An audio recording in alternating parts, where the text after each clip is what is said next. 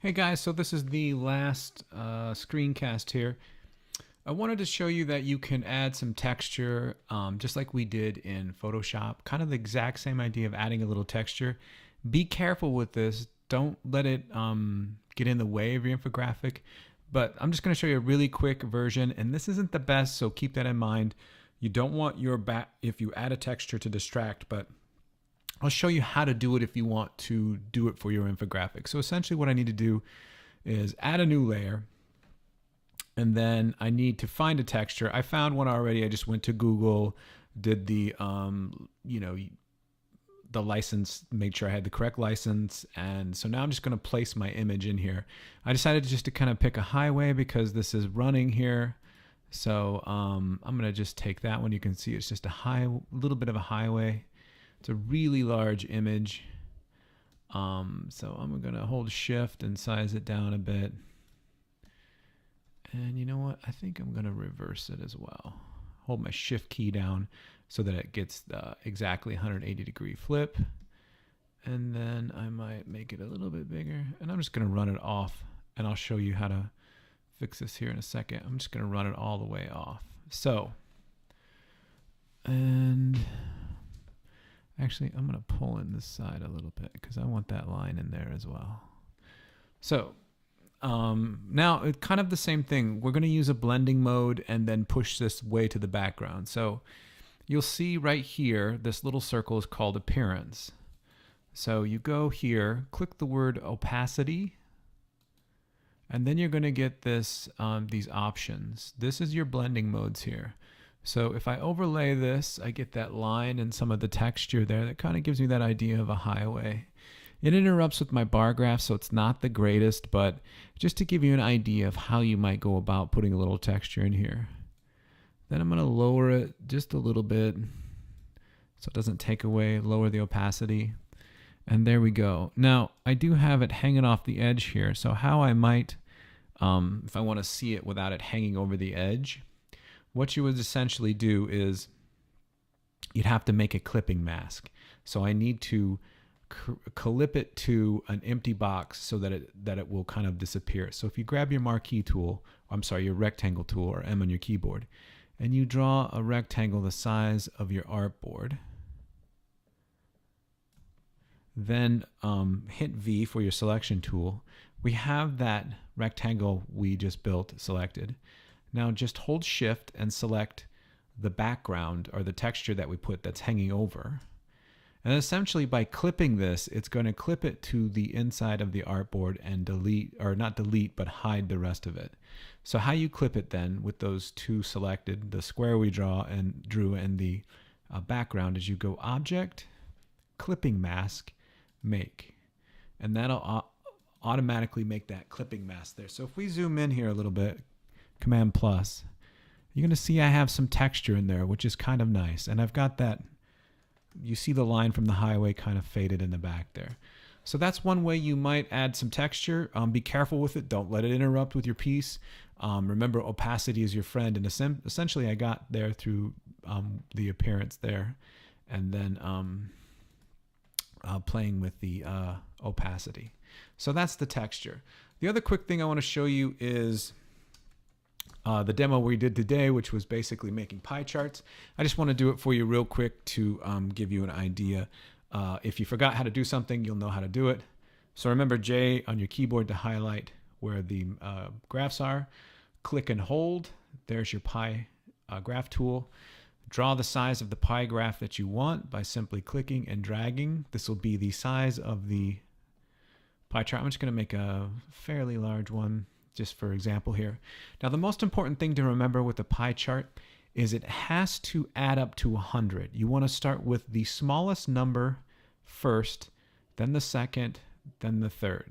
And it has to add up to 100. So I'm going to give you an example here of just fat, proteins, and carbohydrates. Just a quick example. So it has to add up to 100, starting with your smallest number. So the fats is 11,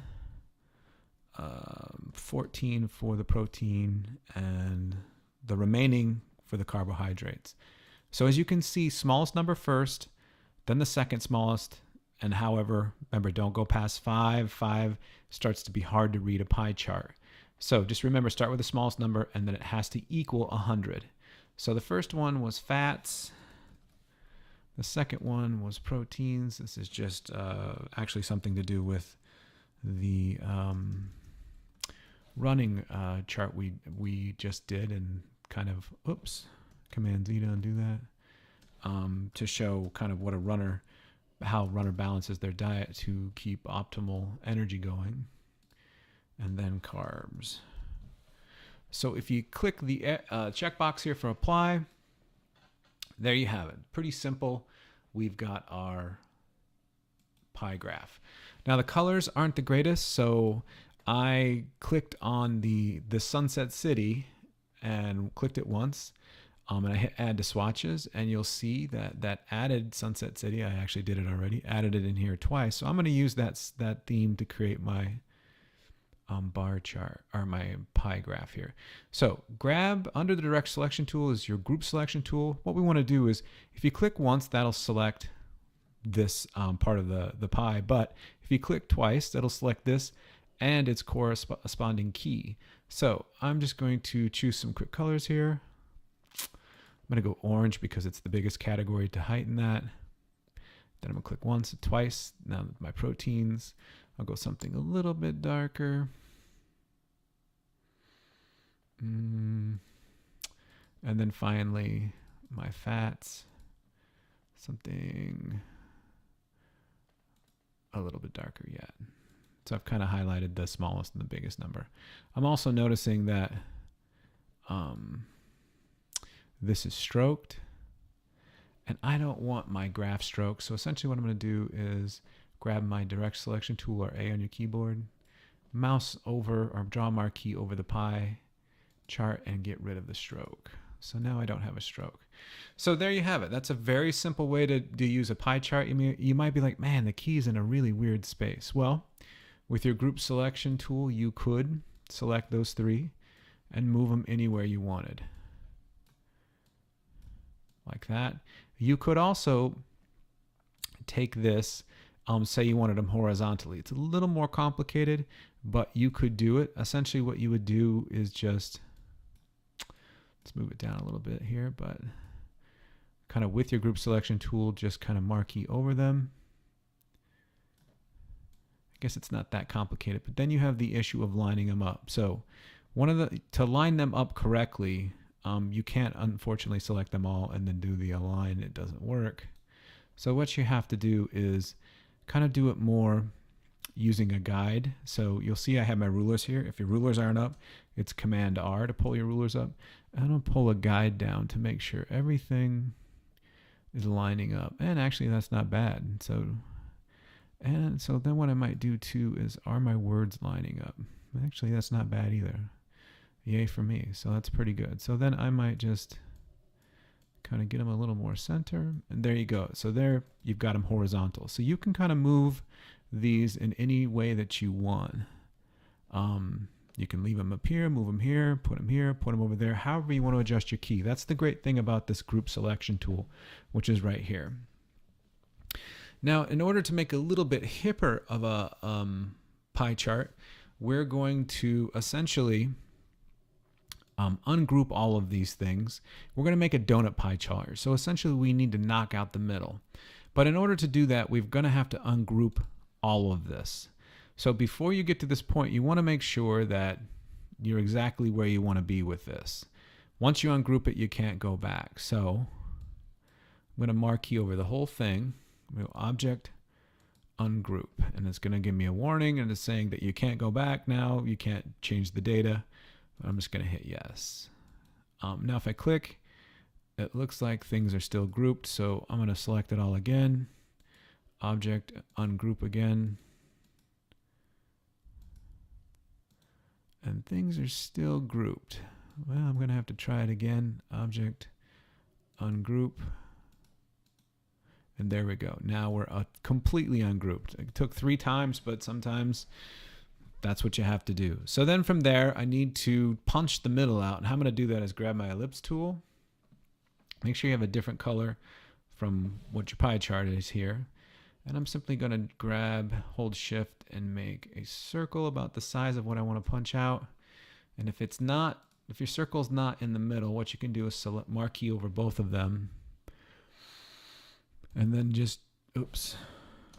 Actually, I'm going to back out here. One other thing we have to do. So now that we've completely ungrouped everything, I have to group the chart back together. So I'm going to go Object, Group.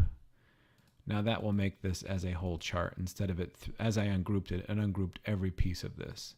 Now I can put this back kind of in the middle, and there I can see it's intersecting.